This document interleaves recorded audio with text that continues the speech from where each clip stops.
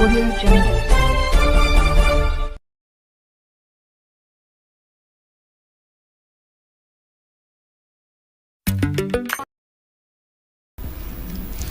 ABP news में मैं था, मैंने छोड़ दिया। और छोड़ने की वजह क्या थी कि एक दिन मैं एंकरिंग कर रहा था और सुल्तानपुर में एक रेस्टोरेंट मालिक पर गोली मार दी जाती है। 2 दिन पहले प्रधानमंत्री नरेंद्र मोदी लखनऊ में थे और उन्होंने कहा कि आप आइए उत्तर प्रदेश में निवेश कीजिए क्योंकि यहां लॉ एंड ऑर्डर सुधर चुका है। अब मैंने सिर्फ इतना कहा कि प्रधानमंत्री 2 दिन पहले आश्वासन दे रहे थे और आज क्या हो गया, इसके अलावा मैंने कुछ नहीं कहा। उसके चलते मुझे 15 दिन की छुट्टी पर भेज दिया गया।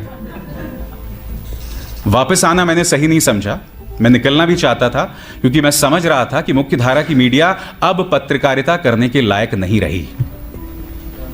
मगर मैंने छोड़ दिया दोस्तों। और उसके बाद क्या होता है, एक दिन अचानक मेरा ड्राइवर कहता है, सर ये जो पीछे आप गाड़ी देख रहे हैं ना, इसे मैं आज चौथी बार देख रहा हूं अपने पीछे। तो मैंने बोला क्यों? कहता है याद है आपको जब आप उस दिन मिली बाबूश के साथ खान मार्केट गए थे? मिली बाबूश मेरे बच्चे हैं। उस दिन भी एक गाड़ी हमारे पीछे थी। तो उसके बाद क्या हुआ, मैं अकेला था और मैंने थोड़ी स्लो की गाड़ी, वो साइड से जाने लगी और फिर मैं आगे निकल गया क्योंकि उसके शीशे काले थे, मैं नहीं जानता था अंदर कौन था क्या था। फिर अगले दिन क्या देखता हूं कि वो मेरे घर के पास खड़ी हुई है। मैं पुलिस के पास गया, मैंने शिकायत की, पता चला कि वो गाड़ी किसी कश्मीरी की थी जो श्रीनगर का रहने वाला था मगर नोएडा में काम कर रहा था। अब मुझे लगा अगर 1 in a blue chance कि वाकई ये वो है, कोई कश्मीरी मुस्लिम है जो यहां काम कर रहा है दिल्ली में, और अगर मैंने शिकायत को आगे लेकर गया तो वैसे ही तो आपको जानते हैं कश्मीरी और मुस्लिम तो बहुत ही जबरदस्त कॉम्बिनेशन है पुलिस को ठोकने के लिए। तो मैंने शिकायत वापस ले ली, मगर मैं समझ गया था कि इसकी गाड़ी का इस्तेमाल किया जा रहा था मुझे टेल करने के लिए।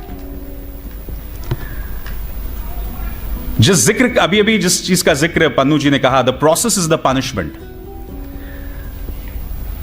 मेरे और मेरी वाइफ के खिलाफ 13 करोड़ की टैक्स चोरी के अनाप शनाप टैक्स केसेस दर्ज कर दिए गए।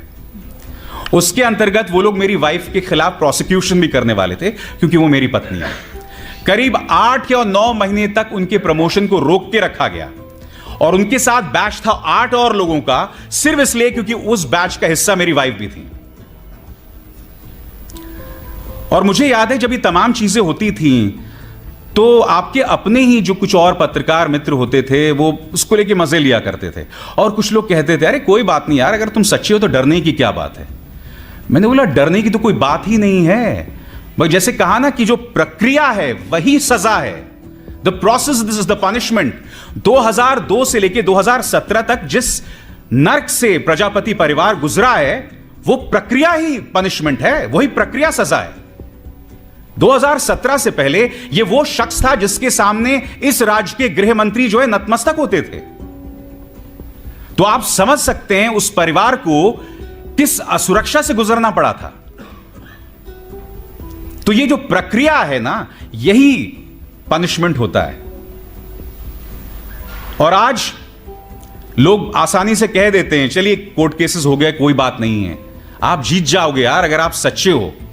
मगर आप समझते नहीं हो वो जितने भी दिन चलता है, आप जिस टॉर्चर से गुजरते हैं आप तो अंदाजा लगा ही सकते हैं उसका।